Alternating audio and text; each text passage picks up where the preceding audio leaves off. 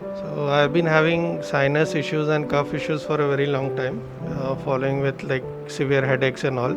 So after that, I took the medicines and it really had a very good effect, and now it's normal. So it was mainly a dry cough that was happening and continuous coughing and all. So that eventually got eliminated, and yeah, it's good now.